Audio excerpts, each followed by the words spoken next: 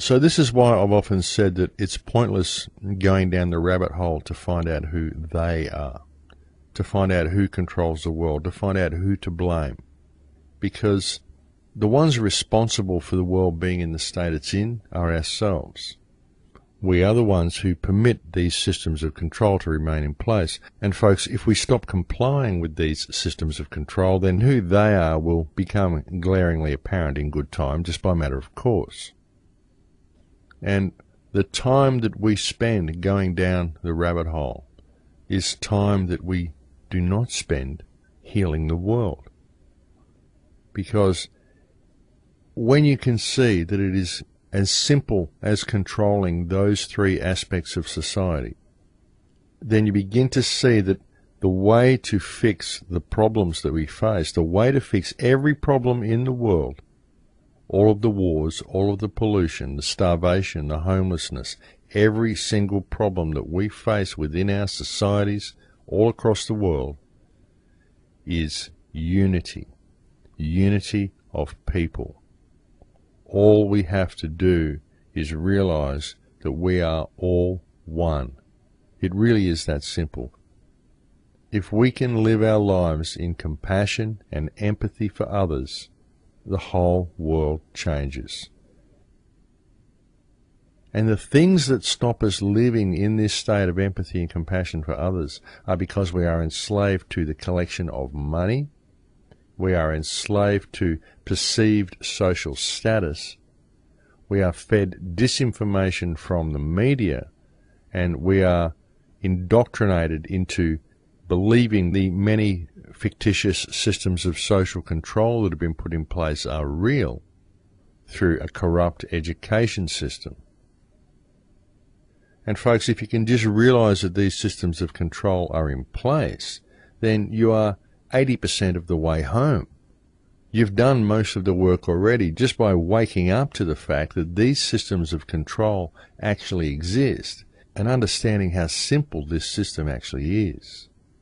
Do that and most of the battle's won.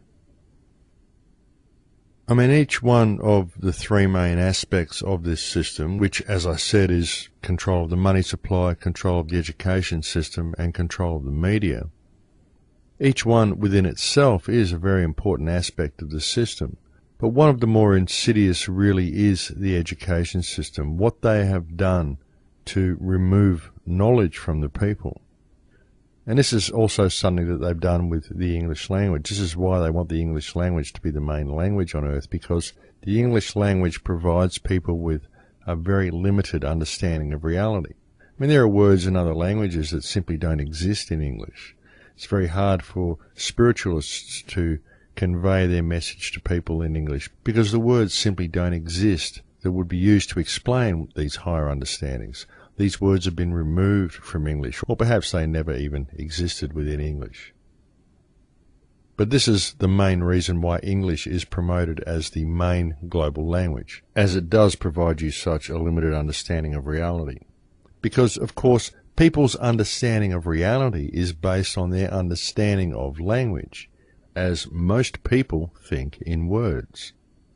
So if the words to explain a certain concept simply don't exist, then how is that concept or idea or understanding ever conveyed to another person? And indeed, how is the mind even able to think of such concepts if the mind thinks in words and such words do not exist? Now, when the significance of this, when the significance of what has been done to the education system and the significance of what it actually means to have removed these words and these understandings from our very language, when the significance of this really begins to sink in, then the true insidiousness of this system becomes very apparent. It becomes easy to see why it has been so simple to enslave people to a corrupt monetary system, why it has been so easy to convince people to simply swallow the messages delivered to them daily by a controlled media. It begins to become obvious to those people who have always wished to be able to access higher realms of spirituality. Why they have had so much difficulty doing so? Because their understanding of reality, even their understanding of spiritualism, is very often based on their understanding of the language, because most people think in words. Can you see how this works, folks, and how truly insidious this is? So couple that with the monetary system, a system that is designed to keep people too busy to ever even consider some of the things that I've just mentioned. They're too busy running around collecting paper in order to simply have a roof over their head and food on the table. They often think that there's something wrong, but they turn on the television, and the television always tells them that everything's fine and the government is looking after them. The television just gives them news designed to distract them, financial news designed to tie people up in figures in a completely fictitious world that simply doesn't exist that way at all. And most people think that they're just lucky that they're at home because look at all the terrible stuff that's going on elsewhere in the world. And they just go back to their daily grind. But now all of these systems are being laid bare. And it's a very good thing that they are. Even when one looks at the current global financial situation, the economic collapse that we're seeing around the world, in many ways this is a very good thing, because it just may cause the penny to drop in the minds of a lot of people. Suddenly they might realize that, hang on a minute, I'm being asked to move out of my house simply because of a paper-based system, fiat currency that isn't real, debt notes that people are passing around to each other, money that is actually created by the people and is laundered into the possession of the banks. People might begin to realize that the reason they are losing their possessions is because the banks make you use their paper and that the governments approve of them doing this.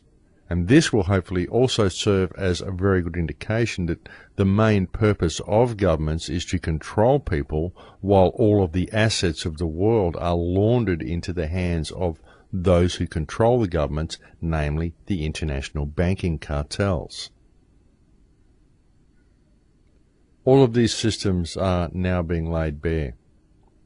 And as I've often said, all of the hardships that the human race is now being faced with because of these systems are providing humanity with the most wonderful opportunity for freedom we have ever had presented to us.